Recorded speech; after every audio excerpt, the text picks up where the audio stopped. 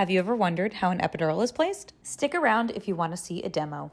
Epidurals for labor pain are typically placed at either L4, L5 or L3, L4, and this tends to line up with the intercrystalline, which is right around where the top of your posterior iliac crests are, which most people typically think of as the top of our hip bones, even though it's not really actually our hips. I'm also feeling for where I think a good intervertebral space will be. Next, we'll prepare the back with a sterile cleaning solution, put on a sterile drape.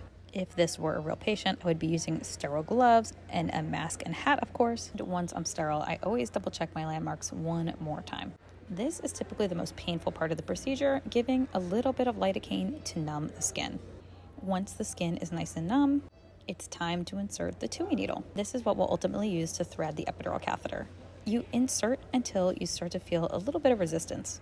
Ideally, that means that the needle is starting to enter the ligamentum flavum, which is just one step before the epidural space. We go very, very slow through this part, and we use a special syringe filled with either air or saline to check resistance at each stop. Once you feel a loss of resistance, that's how you know you've entered the epidural space. Now, we have a few choices here. Some providers will choose to stop at this part and use a spinal needle, which is much, much smaller and a little bit longer to puncture the dura. There's some good data showing that it can help speed along the onset of the epidural and provide pain relief quicker. It's also another good indicator that you were nice in midline. Some patients may also receive a combined spinal epidural, meaning we inject a little bit of numbing medication, the same type of medication we would give through the epidural, through the spinal needle itself to directly go into the fluid that bathes the spinal cord. The benefit of this being even faster onset of pain relief. I will typically do one or the other of these depending on the clinical situation and what I think is appropriate for the patient.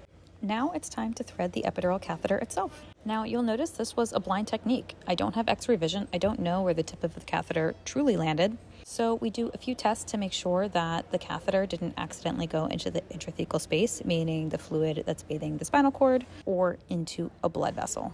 Once we're confident the catheter is in the correct place, we will secure it in place so that the patient can feel free to rock and roll during labor into whatever position is comfortable for them. Tape it up, connect it to an epidural pump, educate them on how to use it, and they should be good to go. What questions do you have? Let me know in the comments below.